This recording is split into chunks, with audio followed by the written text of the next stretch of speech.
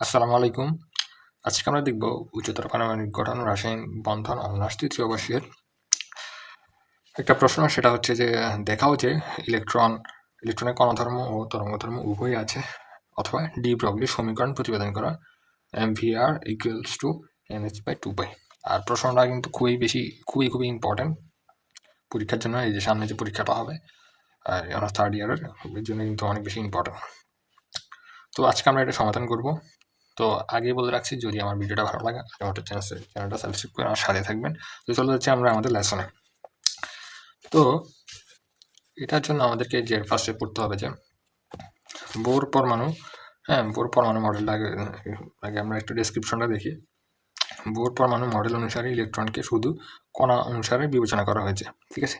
তাহলে বোর পরমাণু মডেল অনুসারে আমরা কি জানি, ইলেকট্রন হচ্ছে শুধু কণা, এটাকে কণা হিসাবে বিবেচনা করছে উনি, বিজ্ঞানী বোর। কিন্তু বিজ্ঞানী লুইস ডি ব্রগলির মতে ইলেকট্রন তথা ইলেকট্রনের ন্যায় অতিশয় ক্ষুদ্র বস্তুর কণাধর্ম ও তরঙ্গধর্ম উভয়ই আছে।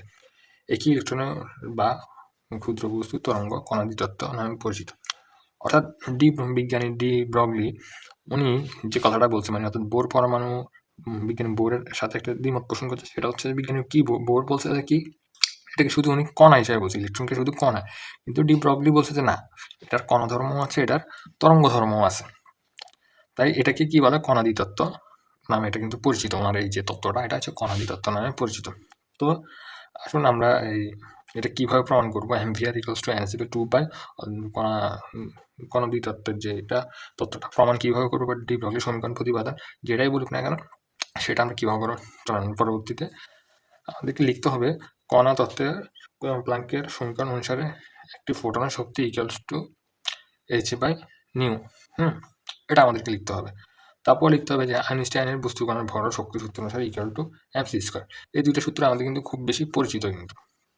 তাহলে আমরা এটাকে এক নম্বর সমীকরণ এবং এটাকে 2 নম্বর সমীকরণ দিব। দেওয়ার পরে আমরা 1 ও 2 হতে পাই হচ্ছে যে mc² ইকুয়ালস টু h/নিউ, ঠিক আছে। এটা তো আমরা লিখতে পারি, তাই না। দেন তারপরে আমরা লিখবো mc² ইকুয়াল টু, এই যে নিউর জায়গায় আমরা c/λ লিখতে হবে, কারণ আমরা নিউ সমান আমরা জানি এটা c/λ। এটা এগুলো ইন্টারমিডিয়েটের পড়া কিন্তু এই সূত্রটা, নিউ সমান c/λ।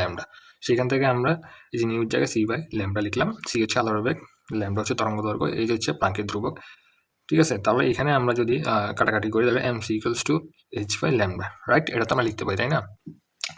এখন এখান থেকে আমরা লিখতে পারি যে mp ইকুয়ালস টু h/λ। আচ্ছা, c হচ্ছে আলোর বেগ। এখন আমরা শুধু তো আমরা যদি যে কোনো কণার জন্য বেগ হিসাব করি, সেক্ষেত্রে কিন্তু আমরা ইন জেনারেলি সেটাকে আমরা c এর জায়গায় রিপ্লেস করে, c কে রিপ্লেস করে আমরা কিন্তু v লিখতে পারি। অর্থাৎ c হচ্ছে আলোর বেগ, আর বেগ মানে ইন জেনারেলি সব, মানে যে কোনো কণার জন্য বেগটা কিন্তু আমরা রিপ্লেস করে c এর জায়গায় লিখতে পারি। তাহলে আমরা এখান থেকে আসেন আমাদের ল্যামডা ইকুয়ালস টু h/mp। কি হলো, এই যে mp-টাকে এদিকে নিয়ে আসলাম, ল্যামডাটাকে এই পাশে নিয়ে আসলাম। এখন তাহলে আমরা এখান থেকে mp হচ্ছে ভরবেগ, ভরবেগটাকে আমরা কি দিয়ে প্রকাশ করি, p। তাহলে আমরা p ইকুয়ালস টু mp, তাহলে এখানে p লিখতে পারি না, ঠিক আছে। তাহলে এখন দেখেন চলমান, তাহলে আমরা সুতরাং কি লিখতে পারি, চলমান বস্তু কণার তরঙ্গধর্ম ইকুয়ালস টু বস্তু কণার কণাধর্ম। তাহলে কি বুঝলেন, ল্যামডা তরঙ্গ দৈর্ঘ্য, তাহলে আমরা লিখতে পারি চলমান বস্তু কণার তরঙ্গধর্ম। আর বস্তু কণাধর্ম কি বুঝলাম, কারণ যদি কণা, সেটার ভরবেগ আছে বিদায়, তাহলে এটা আমরা লিখতে পারি এটা কণা, কারণ একটা কণারই তো ভরবেগ থাকতে পারে, কণা ছাড়া তো অন্য কিছুর ভরবেগ থাকা সম্ভব না, ঠিক আছে। কারণ ভর এবং বেগের সমন্বয় তো ভরবেগ।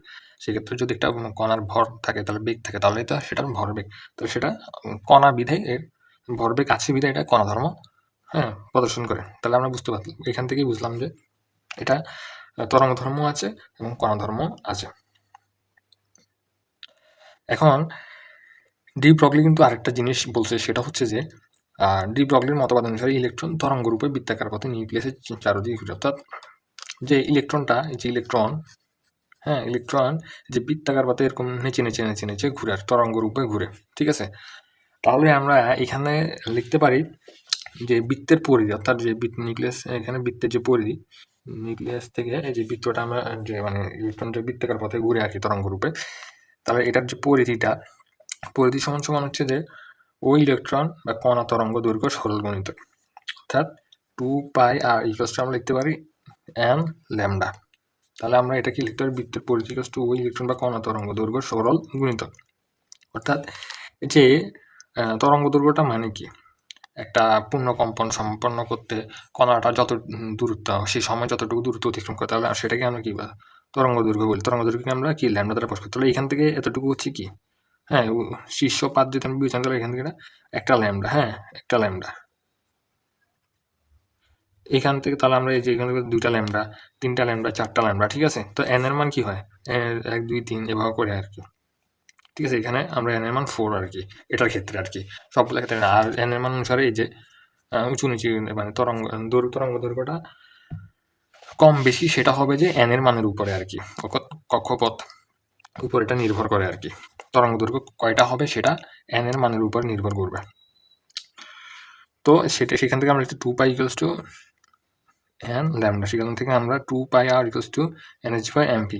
এই যে ল্যামডার মানে একটু আগে আমরা একটু আগেই বের করছিলাম, সেখান থেকে আমরা এইচ বাই এমবিটা লিখছি, ঠিক আছে।